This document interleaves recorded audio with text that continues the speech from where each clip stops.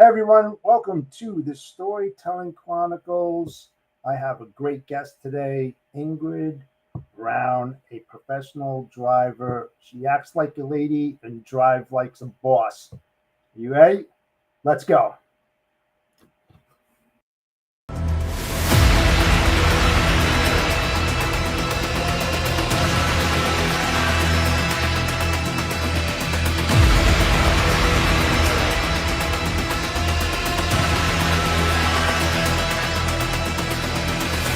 Life, lessons, logistics. Let's go. Hello everyone. I am the bodacious cowboy and I am bringing in a good friend. She's been in the business, I'm not going to say how long, but she's been doing it for quite a while. Great person, Ingrid Brown. Welcome, Ingrid. Hey, thanks for having me, Jeff. Yeah, let's not. I don't care. We both have been at this for over 40 years each. So we'll just leave it at that. Thanks for having me. Oh yeah, absolutely. Let's start our own business. That's 80 years of experience right there. So tell everybody, Ingrid, about your background, what you do, and how long you've been doing it. Oh, good gracious. My dad had a large road construction company, so I grew up in that. I was the mud puppy. And we had asphalt plants, quarries, that kind of thing, and started moving equipment, tankers, running heavy equipment. I always laugh and say I'm the boy the other boy he didn't have. That's all girly, full 100%. And it's been crazy because I have been an independent, ran my own authority, which a lot of people, when you say independent, they confuse that with, oh well, I run that myself, even though I'm at least whatever. That means I ran my whole, for those that don't know, I ran my whole company. So I was a CEO, I was the owner, I was a safety, I did all of everything myself as far as my own doing my own loads and working with brokers and shippers and stuff like that. So I've gone way back. I've been involved a lot with stuff that I didn't go looking for, and somehow it found me. And I've been so blessed in the industry with some really cool stuff that's happened in my life in the industry. Hmm. And so, what kind of interesting things over the last several decades have you run into? Well, gosh, I don't even know kind of where to start. I started showing trucks back in the late 90s. And my wonderful ex-husband, which, most people can't say that, but I will say that over until the day I die, built me. I was the first woman that won a show up at Mid America Truck Show. Um, but it escalated from there. I started working in safety and working really hard towards safety because I've seen and I saw, and I'm still seeing that the education level on safety isn't provided. It's not Mhm. provided in driver's ed. I don't think you and I even had semi truck driving education and spots and stuff. So I started working with FMCSA back in 2015. Gosh, it's been almost 10 years. And in 18, they came to me and asked me if I would work with them and create the voice of safety for commercial motor vehicles, the face and voice. So I took my truck up. We we rode around the Beltway about a bazillion times. And when they say there's not black SUVs up there, I had five of them, and so we recorded some really great stuff. You'll find that on our roads, our safety, and I'm on billboards and PSAs and Nice. advertising. At the same time, I was nominated and I was chosen as TA Petro's Citizen Driver of the Year in 2018. Oh, Um, so they rebranded the Petro in Oklahoma City, which I got to choose which one I wanted. And so it now, everything says the Ingrid R. Brown Petro Travel Center, and that's been a huge honor. I've been in Women in Trucking with Ellen since literally the thought, way back in the day, and I'm on the inaugural image team. So I do quite a bit with that. I the cover of USA Today, and not just their video side. I had the editor in the truck with me of USA Today for a day, and I had the senior videographer with me for a couple of days, and just, I mean, it sounds like I'm bragging, Jeff. I'm No, not. no, This stuff is stuff to it's like my billboards. There's a ton of billboards out there and PSAs. You could just take my face off of all those, and you can put 4.3 million drivers on there, yeah, and you can educate people about the general motoring public. You could take my name off of that truck stop and put 4.3 million drivers up there for the fact that it takes all of us to make this happen, but yes, they're just as good and better than I am. I'm not the best. I just do my job. I've got lots of hats that I wear. I wrote for Freightways for 2 years. I did the Americana 18 Wheels for 2 years. How I get into this stuff, I'm not sure. But St. Christopher's here, Fun, I'm on their committee, and work a lot with them. I'm now fixing to do quite a bit of their, I guess you say, social media for Driver Appreciation Month with Southern Recipes.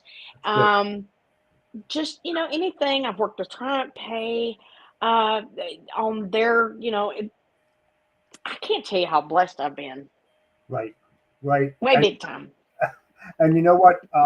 Let's go back to the beginning when you said, um, when we were growing up, they didn't teach that in high school and safety and big rigs and all of that. But hey, let's hand it to Lindsay in Next Gen, where she's Yes. bringing that into high schools and talking to women, which I think is fantastic. I mean, she is definitely, that person that you need to hear from, especially if you're a woman or even a guy that want to learn about trucking, women in trucking.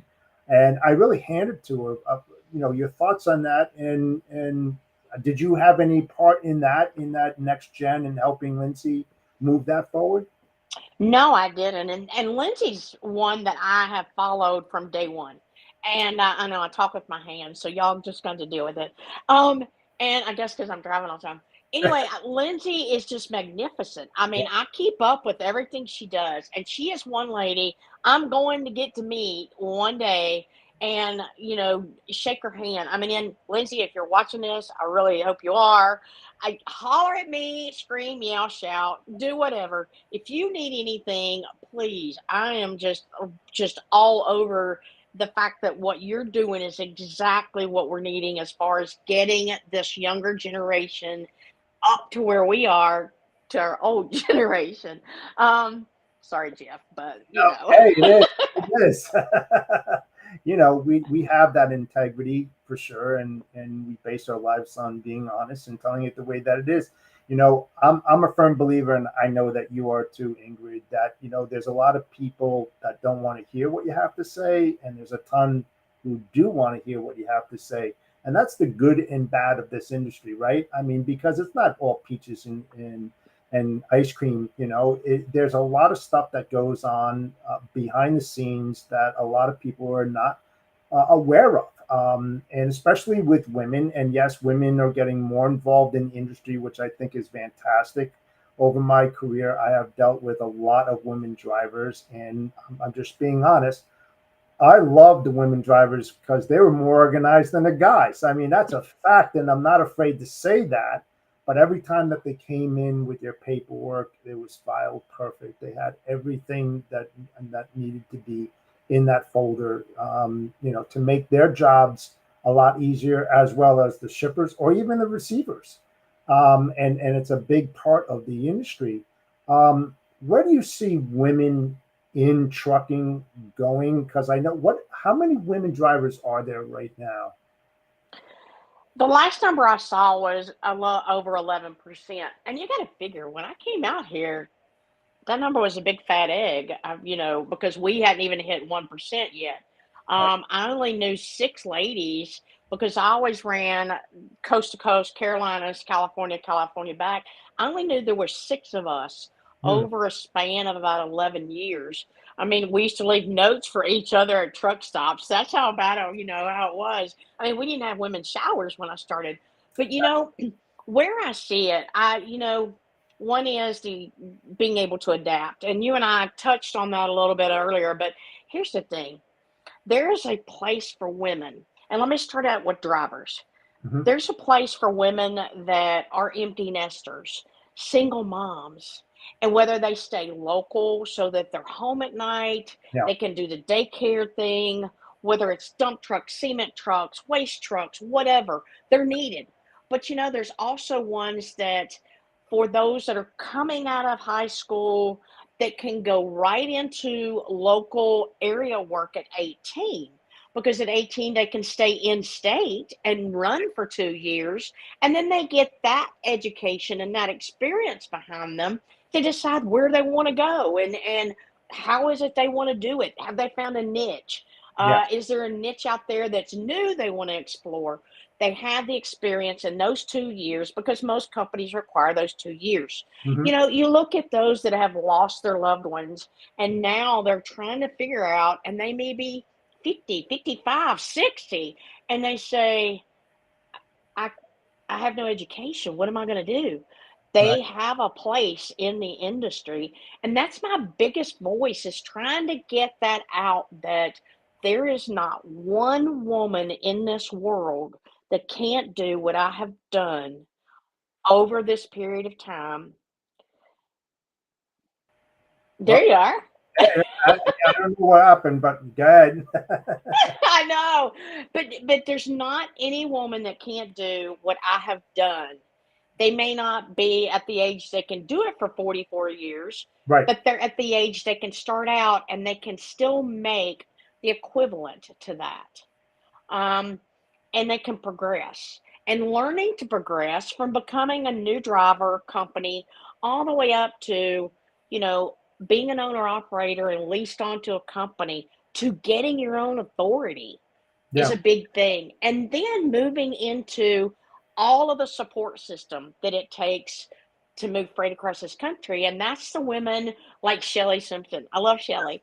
And, being able to move yourself into the different areas, that there's so many even more niches: mechanics, safety, dispatch, brokerages, shippers. It's such a huge industry, and Yeah. there's so many different choices, and there's not any of you out there listening to me that can't do this. Yeah, there you go.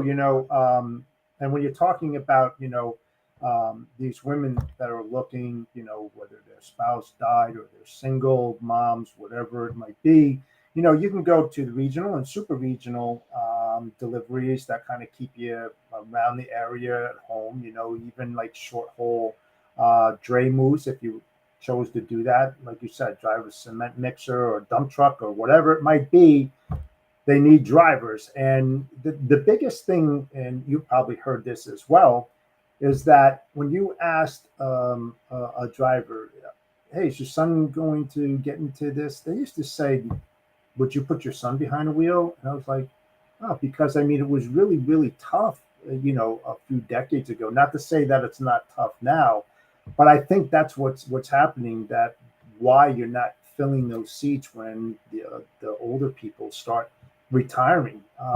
But women are now starting to come into it more and more. Like you said, 11%. The women in trucking, they've got, I think, 84.7% women members, and the other 15.2%, if I'm right, are male. Our belt. Mm-hmm. Yeah, I'm a member. I just joined. I plan on going down to Dallas. I'll Uh, see you there. good. Which is, I think, the November 5th through the 8th, right? 58. Yes. So I plan on going down there as well. But I'm trying to get guys more involved in it to join, because it's named Women in Trucking. There's so much more to it. The Accelerate event, is wide open. You can meet just as many people there in the industry, all facets of it. I mean, they're all there. I mean, I Yeah. looked into it just like you would go to another different event. And there's so many during the year in so many different states. you know, I try to push to get those guys to go down there. Talk about Accelerate and say a few things about how good it is. Accelerate's amazing. The energy in Accelerate is crazy. It's not just the fact that you've got vendors set up kind of like at an event or whatever. It's a fact that the breakout sessions, the lunchtime breakout sessions, and guys, it might sound like, oh, it's a bunch of women. Here's the thing, you're missing out if you're not there because you not only have those vendors aren't there just for women. Those Right. vendors don't just exist because it's women. And you're looking at your latest technology, you're looking at your latest equipment. Packard, both Kenworth and Michelle Rogers is amazing because you're right there at Denton as well as all the other OEMs. Um, the speakers, there are, if you could look at the list and hey, go to the Accelerate at womenintrucking.org and you'll see what that pertains to.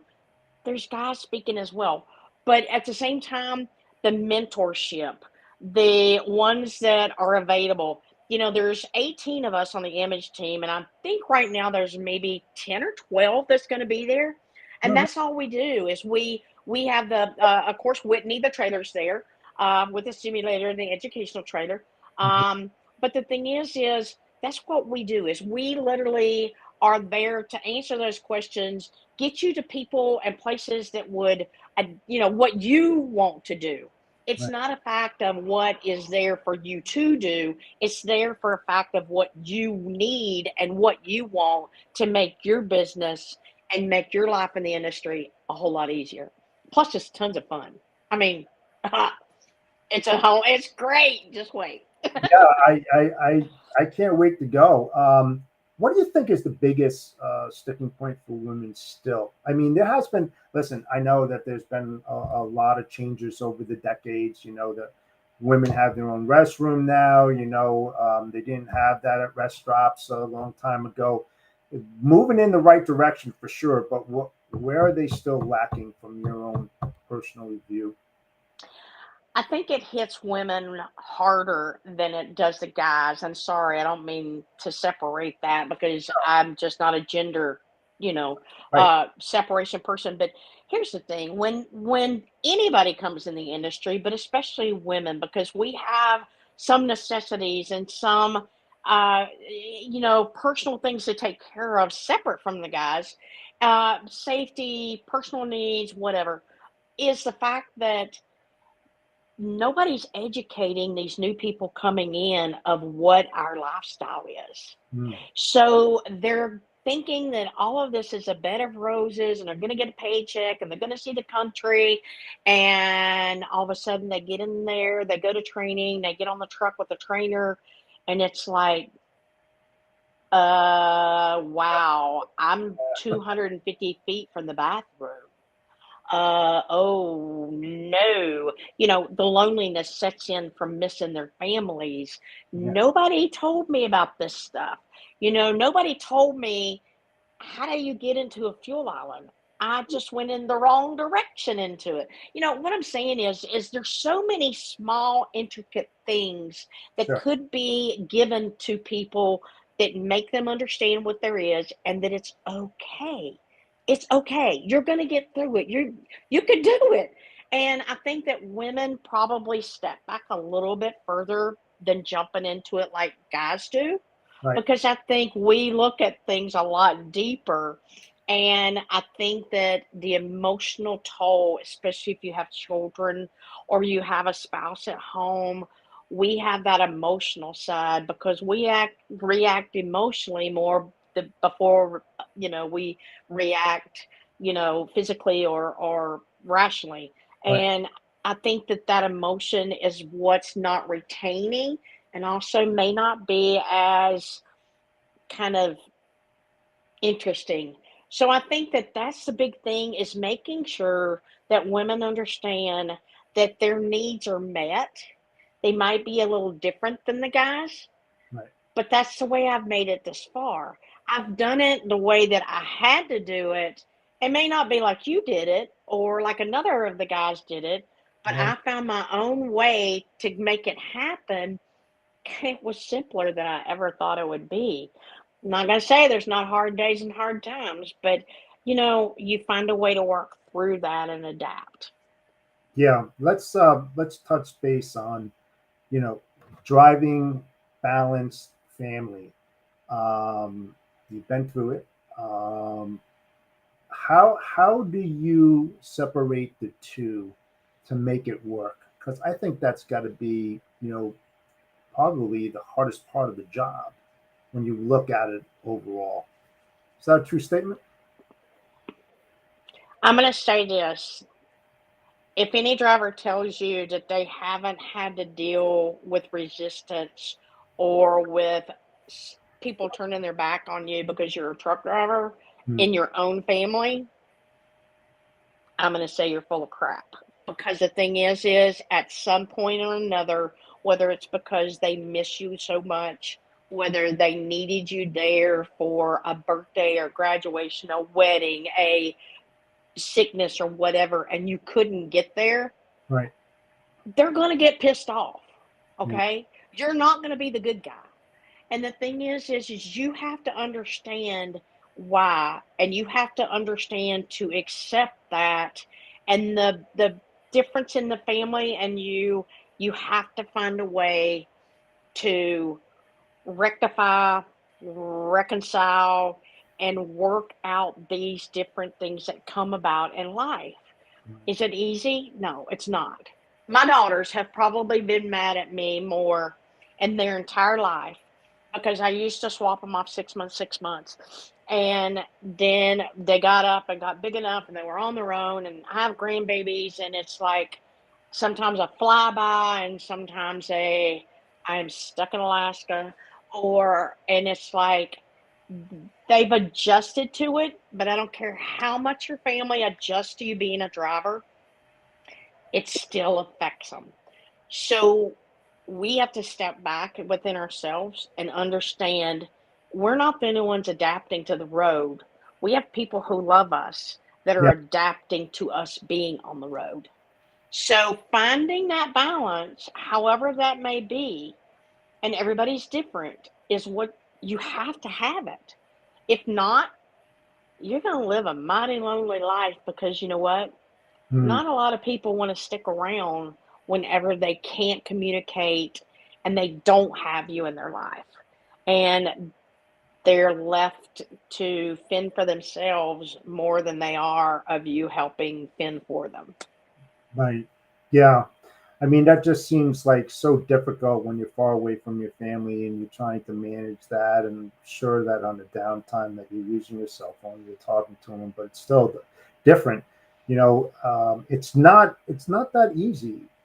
Like you said earlier, if you think you're going to come in and enjoy every aspect of it, no, man, there's going to be some major challenges and obstacles that you're going to learn to jump over or smash through those barriers. But if you're able to do that, you're going to have a long life ahead of you, making some decent money behind the wheel. But those are the downfalls of doing it. I mean, it's like I said, it's not peaches and cream. Getting into this business, it's tough, very very tough. That was my biggest fear in this, and still is, Hmm. of my whole career, is I hate leaving home and not knowing what's going to happen while I'm gone. Yeah. Um, I was actually in Chattanooga when I found out my mother was in intensive care, and I left a day early. And when I lost her, I was actually coming back from Oklahoma and came in when my dad was in, and I got to spend several days with him before he passed. Um, it's not easy. Uh, Jeff, I'm going to beat you. Uh, but Oh, what I'm saying is, and it's okay. I mean, this is how it works with us. yeah. We have to understand it, but we can't expect somebody else to understand it. We have to work with them, and they're never going to understand it because honestly, in their eyes, you could be home. Yeah. Yeah. No, on the operational side, because I wasn't on the driver's side, but I can definitely relate. I've been with my wife for 43 years. And I think out of that time, and we've had this discussion, probably 17 of those years, I probably seen my wife. The other time I was away, I was in some other state, weeks at a time. And, the funny thing about it is that, well, that's the reason why you're married, because you didn't see each other and you didn't have the time to go play, you know? And no, it's very difficult. It's very, very um, difficult. And, it is emotional. It is. It's very, very emotional because you don't want to be there, but you have to be there. And so while you're there, you want to make the best out of it and give it your heart and soul into it. I think that's the reason why you and I have been in the business for such a long time, because we've learned to adapt. And we talked about that earlier. It's about learning and being a sponge and absorbing everything that comes down, because the logistics industry changes, like I said, rapidly. New things are coming in. You have to have your finger on the pulse. You have to understand why people do the things they do now compared to the way they did it back then. It's all different. It's all different. But that's the challenging part about it. And I say this to my wife and everybody that I speak with. I love my job, because to me it's not a job, it's an adventure, it's a challenge, and every day is different than yesterday, Yes. and we have no idea what tomorrow is going to bring. Yeah, all I know, it's not going to be like today. Definitely. Yeah, it is. And like we were saying earlier, and I'm sorry, I get excited with this part, is that this is exactly what's kept me, well, this is one thing that's kept me in this industry, is because I love the challenge. I love the challenge that, we're talking about. We've had to adapt. We've had to adapt from going from trip leases and negotiating in an old office in West Memphis, Arkansas, there to, um, now look where we're at with shippers, brokers, technology, whatever, Yeah. phones, what the whole nine yards. But the thing is if we had not adapted, and when I use the word adapt, now that I'm thinking about it, and I just came out of my mouth, Yeah. if we had not changed Right. our ways in this industry, we would not be where we're at. And it is becoming more and more that people are really, really pushing back and don't want to change and don't want to be open minded to the fact of what the change is and what the options are. We have so many options now to adapt to, Ton. but the thing is if you aren't willing to change the way you do things, the way you are in the industry, and open your eyes and move forward, it's not only you're going to be stuck, you're not going to be stuck because you're not going to be in the industry. You're Right. going to be out of it. And I think I mean, that goes for everybody: back office, C suite, shippers, carriers, Yep. brokers, drivers. I mean, anybody. If you can't adapt, you're not going to make it. No. And the only thing that we can say wholeheartedly is that, and you heard the term, if you're not careful, history will repeat itself. Repeat itself. And for a fact that a lot of things that are happening today has happened 5, 10, 15, 20, 25, 30, 35 years ago, because those are the things that they haven't adapted to. They have adapted Right. to many other different things and aspects within the logistics industry. One is collaboration. One is, and pardon me for saying this, is being self-centered. And we talked a little bit, Absolutely. and we talked about, shippers being shippers, brokers being brokers, and carriers being carriers. And they're right, everybody else is wrong, no matter who's talking. And that's the biggest problem that I've seen over the decades, is the lack of collaboration and making it not just a two-way street, but a three-way street. Because if everybody gets on the same page and is congruent, magic happens. It really does. Right. I've seen it. It's like when you go to a shipper that you've been dealing with constantly all the time. They get to know you, you get to know them, about the sequence, their schedule, you know their family, you know what their Yes. are dislikes, that's the thing that's attraction. It's attraction. You look forward to seeing each other, and that's what Yes. builds a long-term business relationship. And when you're like that transactional one, you don't really get to do that because you're switching carriers all the time. They're more about the money, not about who's shipping what or what. Just pick it up, deliver it, let's go on to the next. And Right. it can't be that way. And when I go, you heard about the Carrier Broker Summit in Tampa, right? Yes, I wanted to be there. Nobody asked me. Come on down. It's going to be great. It's going to be the October 12th and 13th in Tampa. I'm going to be speaking from a shipper's point of view because most of my career was working from the inside out for many of the big hitters out there and negotiating and bringing carriers like yourself into the mix and doing all the procurement. And there's such a lack of understanding in what shippers should be giving carriers and brokers and what brokers should be giving carriers to help them do their job much better, more efficient, and doing away with all those problems that they've had and they still have. So what's the biggest downfall that you have seen um, that really turned you away? It's the communication. Mm, It's literally, I love the people. I love the country. I love everybody. I mean, that was my whole thing about trucking is I loved running 49 states and Canada and Mexico, whatever. And mm, the last, I'm going to say 6 years, 8 years, it has come down to, and I use that term bridging the gap. right. And you know, nobody, nobody, and I blame this on the driver's side especially, but I also blame it on broker shippers, for the fact that they don't seem to want to be able to train their people, whether they're new hires, whether they're older hires, to answer those questions of whys, of Right. answering those questions and educating. You know, you give me 15 minutes, I can educate. You can bring me 100 people, 1,500 people, and I can educate your agent, your broker, your dispatcher of what they can look at. Give me 10 minutes. What they can look at really quick and know if a carrier has a driver that can go on a load on their hours of service.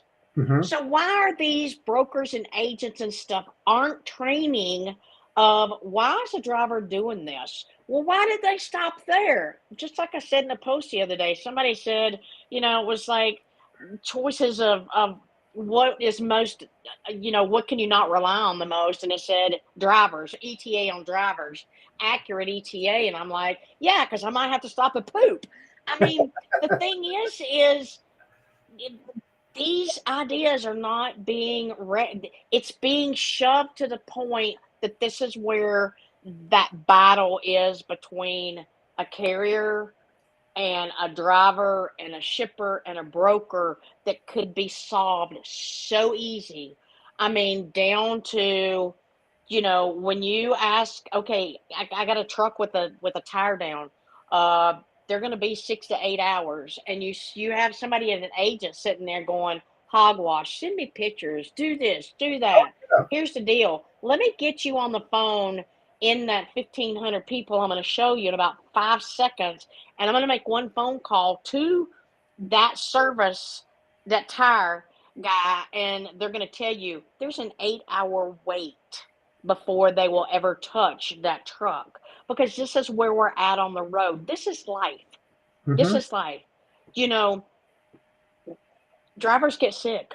What do you expect us to do? And instead of question us, help us work through it. Train your dispatcher agents and your brokers that whenever you send them into a hot spot like downtown to the market in Detroit and they have to find parking on 4th Street at the market, you know, show them where they can go because you've educated and it doesn't take 5 minutes, 4 minutes, 3 minutes. When somebody calls in and says, "Hey, I'm a little off today." Okay, well, I don't care. Just get my load delivered. Mhm. Really? Because you just now have put such a barrier. Instead, it's, "Hey, do the best you can. Let me know if you're struggling more. Let's stay in touch because I care." Do you realize you and I both know how far that goes? Definitely. Just that conversation of 5 seconds of Exactly. that driver getting that load delivered, but making sure that driver knows if he falls out on the side of the road, he can at least pick the phone up and call that broker that just said, "Let me know I care." So Right. this is where this education is kind of like teaching teenagers about, or anybody on the general motor public about, don't cut me off in front of my truck. Here's why. So why are we not educating, as well as drivers and carriers need to be educated, why brokers are asking the questions and need to know that information just as much. So Definitely. it's a two-way street, but there's nobody doing this. Yeah. Nobody. It's I'll about transparency, volunteer. I though. will volunteer. Just It's turn me loose. yeah, it's about transparency, and you know, I'm honest. My integrity is first and foremost. And so when I say this, I'm not trying to be mean. It's just because of what I've seen, as a shipper, as a logistics manager, working 3PL and 4PL operation. I hate brokers.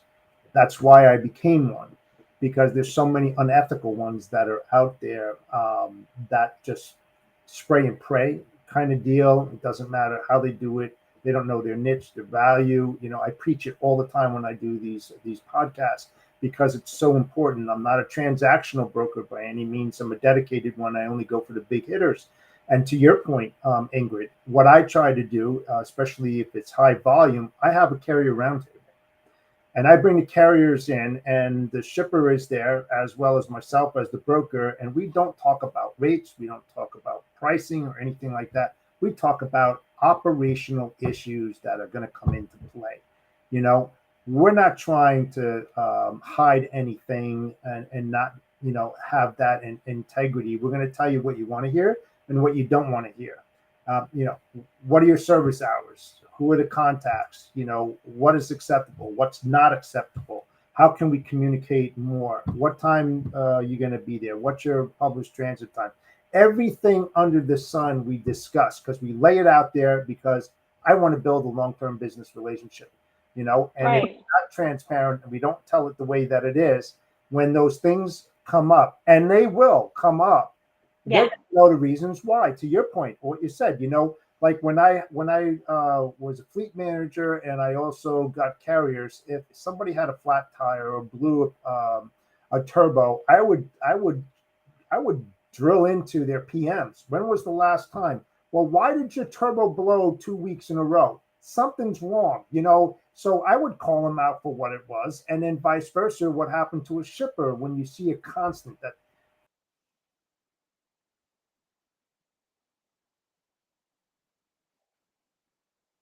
Uh-oh. things don't look right? There's a problem that's if it's on the shipper side, got to do it. It's also goes into my side of looking at education of when the ones that are actually giving the information to carriers, your load planners, your whatever, your brokers, know your freight, and when I say know your freight, I mean give give a driver the commodity.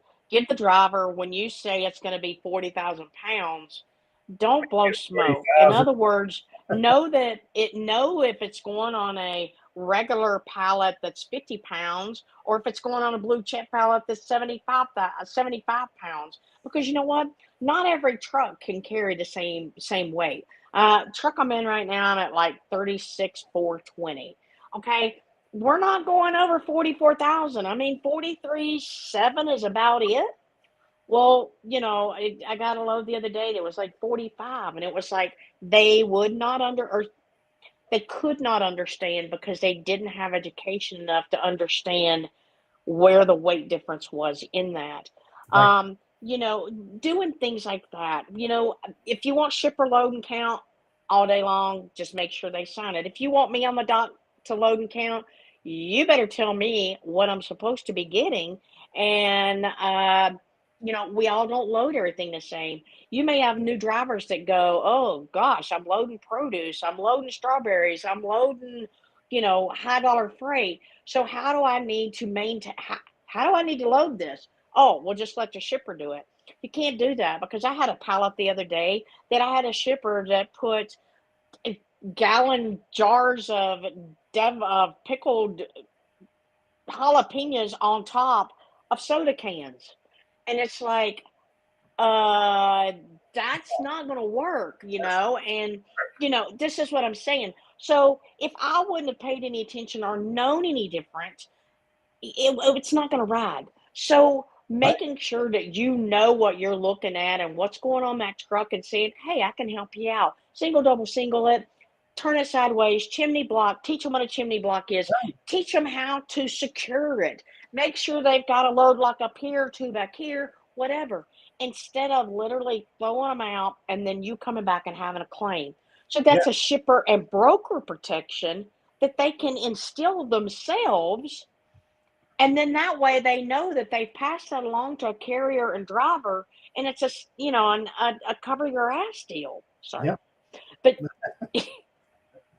but sorry y'all, but the, you know, it's all it takes is just a little bit of education, a little Yes. bit of education, and this is something that I am just like.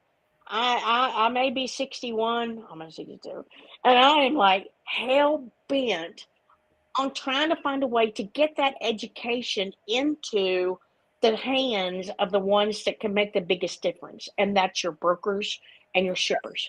Yep. And I wholeheartedly agree with you, a gazillion percent, because what I try to preach and I think should be part of any brokerage is that they should hook up with a local DC or warehouse that's in close proximity to where their brokerage is located, and saying, hey, I got a new guy coming in or a new girl coming in. Do you mind if they just hung out in your warehouse and watch how things are going for a day Yeah, or two? You know, so they can see where the real rubber hits the road, you know, why they do the things, how they do it, when they do it, where they do it. And if you just had that idea, so when you talk to people, you have that picture. Okay, they have the staging area. Okay, they're using 40 by 48s. They're pinwheeling them in there. You know, SLCs. It's like anytime I did an SLC, I had the driver check it out, because the driver is responsible for that load, no matter which way you look at it. If that driver wants to cut that seal and take a look at it, you can't say no, because the driver can refuse it if he just or she doesn't feel comfortable the way it looks. You know, if the trailer is tilting or whatever, and if they want to have it unloaded and reloaded to their specifications, that's what you do. And how do you learn that? Because you have to learn how trailers are being loaded, and, and right. and where things go and how you do it and how you strap, pack, and lock, chalk, and block. I mean, seriously, there's so much involved in that besides just picking up freight and delivering it. And I think it should be part of their regiment. Everyone out there in brokerage should know that. And it goes not just for vans, reefers. It goes for flatbed, step Yes. decks. You know, people who haul coals. People, you know, I owned a step deck for 7 years, and the things and the knowledge that I was taught by other drivers, you know, was tremendous. But you know, there's not always there wasn't a driver around when I had to load my first load of greasy rebar, you know, Right. and there's ways of safety to have to do that. Yeah, because you're And talking you death. know, absolutely, absolutely. So it's things like that. So I have a question for you. Can I ask a question? You can ask as many as you want. Okay. So looking back at all of your years in the industry and with what you do, what would you say is your high and what would you say is your low? Ooh, my low was when I first started out and I thought that I knew everything and I was better than anybody else. I took everything to heart because I didn't believe that anybody else could do it better than me, which gave me high blood pressure. And then part of my expression, oh yeah, my blood pressure went 210 over 120. And because I really loved what I did, and I didn't delegate a lot of things. I did everything, loading trucks, I did everything. And what I learned was control the controllables. Everything else, let it go by the wayside. That's the most important thing if you've been in this industry for as long as you and myself, that those are the things that you just have to be willing to say goodbye to. That's the biggest low point when you feel that way. The highest point is where I am now, right here. I love what I do. It's so enjoyable. Like I said, it's not a job, it's an adventure. I doubt that I'll ever retire. I say that now, but I'm having the time of my life. And I said to my wife, and this is pretty funny, I said, I wish I did this 25 years ago. And my wife, as smart as she is, said to me this. My wife said this to me. She says, well, if you started what you're doing now 25 years ago, you probably would have failed. I go, why is that? Because she says you don't have the knowledge as you do today. And it's like, you know what? Yes, Oh, yes, I absolutely. like her already. Yes, absolutely. And she put me in my place, rightfully so. And it's like it makes you think, But that's the low and the high. Did I fail at other jobs? Sure, absolutely. Did I have many jobs? Yes. But I kept to my focus and what I did in certain jobs, and I went to that culture, and it just wasn't a fit. I got out of there and brought the same thought process that I did to the job prior. Went to another one, worked out fantastic because I understood what was going on in that niche and that value. I tried to stay in that same lane, and it helped. It helped me greatly over the last 40 years. And I'm telling you, I had some of the best bosses. I mean, my first boss was my best man in my wedding. How many can say that, right? And I have one of my older bosses that I worked for 7 years. Guess what? He's working for me now. I mean, it's really Oh, how those things turn, but it also tells you a little bit about who you are as a person. right. And right now, and I believe you'll say the same thing. In my career right now, I am in the position to give back. I want to give back. That's why I do these podcasts. I wasn't cut out for it. I kind of fell into it because one of my friends got very, very ill, and I said I would cover for him for 9 months, 5 days a week. Did that, and I enjoy this, and I enjoy talking to people and helping people out. You'll agree with this. What we say is just an opinion. It's a suggestion. It's an alternative. Do you have to listen to us? No. But is it experience? Yes. Will it help you? I don't know. You make your own path the way that you want to go. I'm not telling you which way it is. It's just that if I can give that information and help you and direct you, that's what I'm trying to do. And I know you're doing the same thing because you want this industry to be a lot better than what it is today. I always say this: advice and opinions are worthless to me. If it's not experienced and you haven't experienced it, and I can't see how it happened and came out for you, then it's not going to help me. Then once I see how your experience ended or came out or the results, then I can choose to either follow your experience or I can choose to try to do it different and have a different ending. Right. But advice and opinions, and trying to come up with something in my head and push it out to somebody that I haven't done already and know, I'm so totally against doing that for myself. I know a lot of people do it, and then that's fine. I have no problems with that. But 9 times out of 10, my little hard headedness is not going to take advice and not going to take opinions unless I can hear you tell me you did it and let me hear how you. And if you failed, that doesn't mean you're a failure to me. That means I can learn from your mistake. And if you succeeded, then I can also look at doing it your way or Better. maybe changing something up better. Yep. And you know what? I think the biggest takeaway in this industry that I tell everybody is learn to say I don't know. Let me find out for you, or a simple no. A lot of people, I don't know if it's ego, I have no idea what it is, but no, you don't know it all. No, Ingrid is not an expert. I'm not an expert. Both she and I learn every single day. If Day. you're an Yes. expert, you know everything, and you don't. I'm sorry. I know that might be a arrow through your heart right now, and it's hard to that, but you don't, I don't, Ingrid doesn't, and we learn from each other every single day. That's what makes the industry what it is. But I will say this. Mm-hmm. You and I have built a network, and anybody that thinks that you can build a network in a year or 5 years or 10 years or 20 years, good luck. But you'll never have one like we have in 40 years. Because here's the thing, if I don't know, I'm going to tell you I don't know. I Right. will promise you to tell you I don't know. But I promise you, I can go and research my network of people that have that experience. If I have a question with hours of service or anything to do with rules and regulations, do you know where I go? Bill Mahorny, Larry Minor, Washington, D.C. I need to ask a question.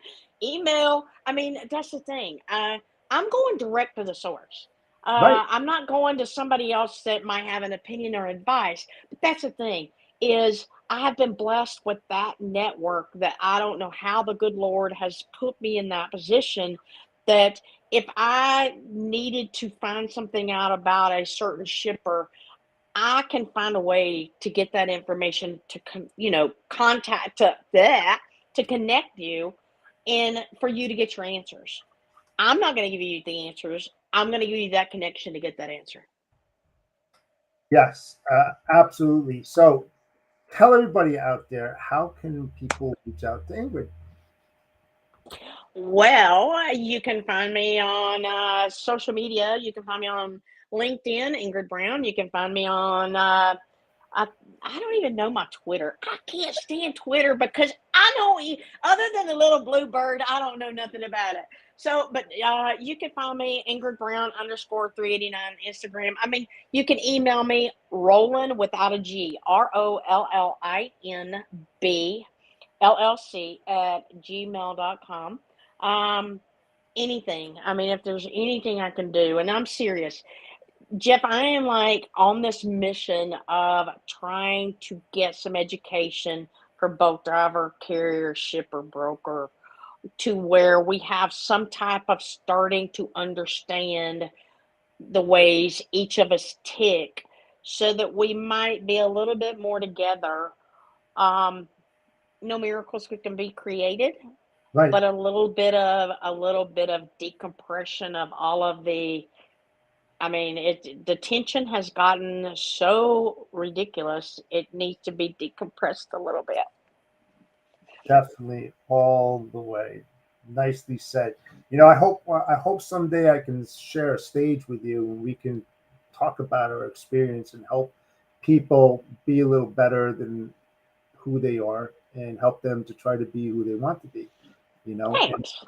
that would be awesome. So thank you so much, Ingrid, for joining me today. I thought that we had a really, really good show. I know that you're super busy. Every time that I see your post or we talk, you're always on the road. So I'm like in shock that you're at your house. I am. Well, and here's a little tidbit really fast. I know we got to go. Yeah. Is I am a very big advocate for melanoma cancer because I am a melanoma cancer patient from 2017. So I actually have an oncologist appointment Wednesday, and I have to go see the surgeon Thursday. And some prayers, I appreciate that. But I'm telling you, wear your sunscreen. That's all. Yes, wear your sunscreen. So yeah. So that's something that a lot of people don't know about. But yeah, I am. Awesome, awesome. And I want to just put a plug in here for the Carrier Broker Summit in Tampa, Florida. We got a ton of good speakers in there. Make sure to check it out and register. We have a lot of people that are coming on board. every single day. The agenda is awesome. Schedule everything. You don't want to miss this. It's an event about collaboration, what Ingrid and I were speaking about, and making the industry a lot better between brokers and carriers as well as shippers. So make sure that you check it out, and we'll hope to see you there. So Ingrid, I appreciate it again. Everybody out there, thank you so much for checking out the Storytelling Chronicles. I'm the Bodacious Cowboy, and with that, I'm out. Have a great day, folks. Thank you. Take care. Have it. Another logistics life and lesson learned. Until next time.